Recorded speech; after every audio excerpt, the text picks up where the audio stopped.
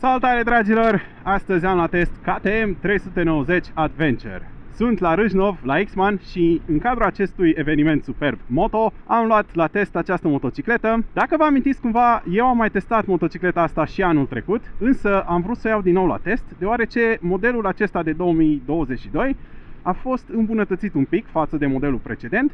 În mare parte s-a lucrat la soft și la felul în care motorul răspunde la accelerație. Încă de la început pot să vă zic că accelerația se simte mult mai bine, iar chestia asta chiar se vede că a fost îmbunătățit răspunsul la accelerație.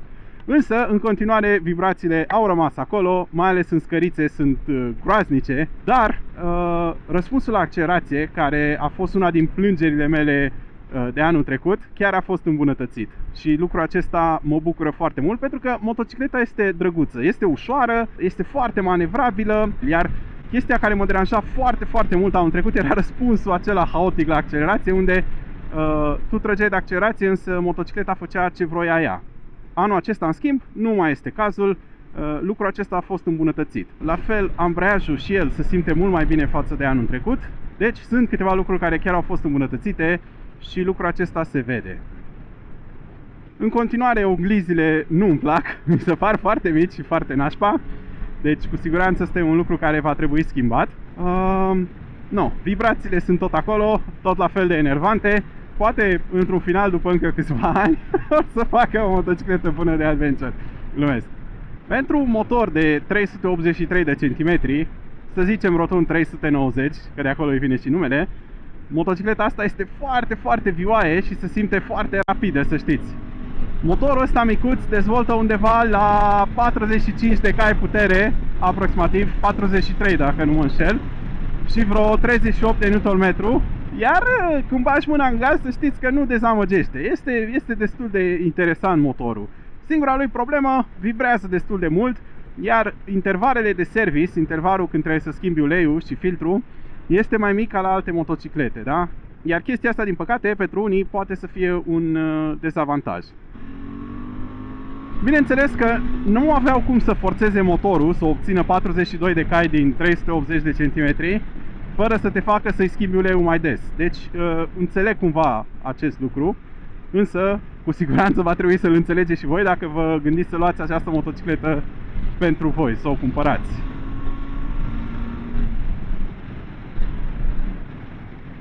Deci scărița stângă, cel puțin, mi-a dezmorțit cu totul piciorul.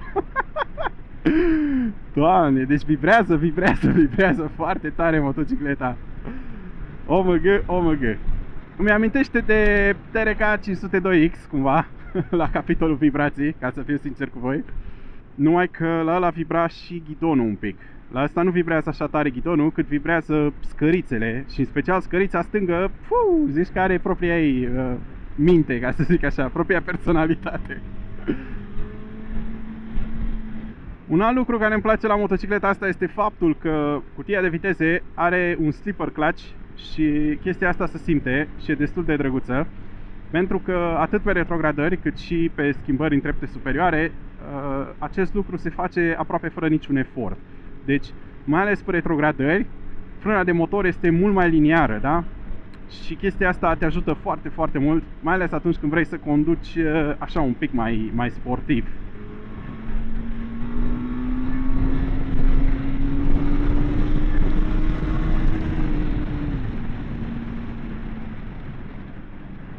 Ce nu-mi place, în schimb, la cutia de viteze este faptul că este etajată foarte prost, nu știu, adică trebuie să schimb foarte des, mult mai des decât la multe motociclete pe care le-am condus. Aș putea spune mult mai des decât aproape orice motocicletă care am mai condus-o până acum, dar aș minți, pentru că am mai condus 390 Duke, care este practic cam aceeași motocicletă.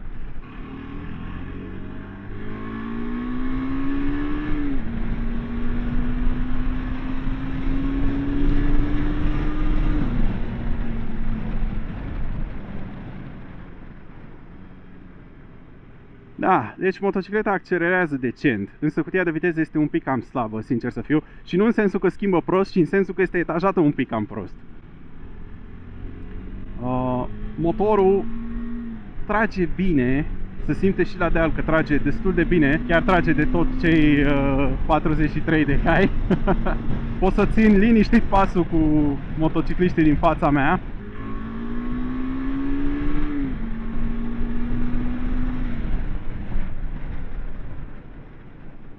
Ceea ce pot să vă spun acum despre comportamentul acestei motociclete este că îi place să fie turată. Are roșu undeva la 10.000 de ture și credeți-mă că constant trebuie să stați peste 6-7.000 de ture ca să vă bucurați de ea. Pentru că altfel se va simți subturată și vei simți și foarte multe vibrații.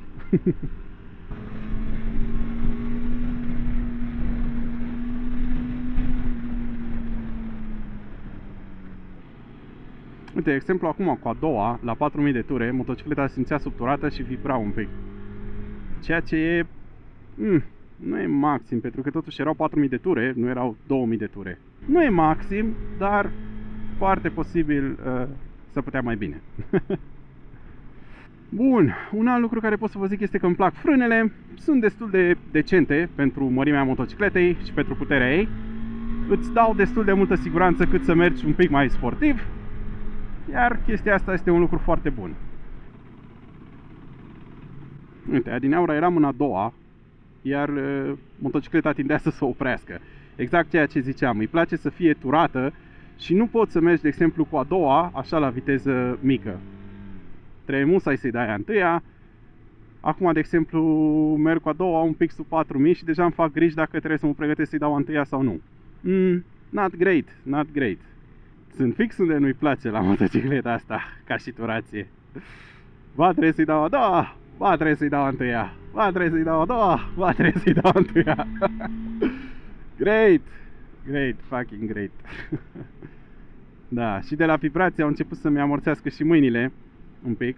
Și eu nu sunt genul de rider care să strângă din mâini, să strâng ghidonul ăsta ca și cum vreau să plec cu el acasă. Țin mâna foarte, foarte finuț pe ghidon și cu toate astea au început să-mi vibreze mâinile cu tot cu motocicletă.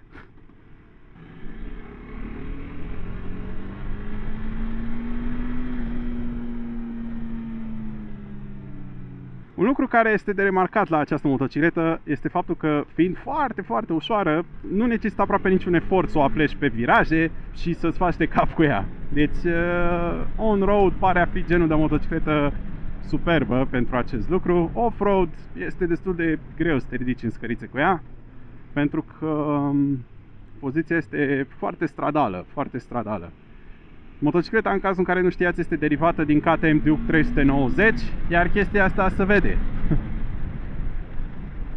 Deci, practic, de ce ți-ai luat motocicleta asta? Vrei să-ți iei o motocicletă de adventure ieftină, în majoritatea timpului mergi mai mult pe stradă, atunci îți iei KTM Adventure 390. Poziția este foarte stradală. Și încă o chestie, îți iei KTM 390 dacă îți plac vibrațiile, pentru că eu deja aproape că nu mai însimt mâna dreaptă de la vibrații.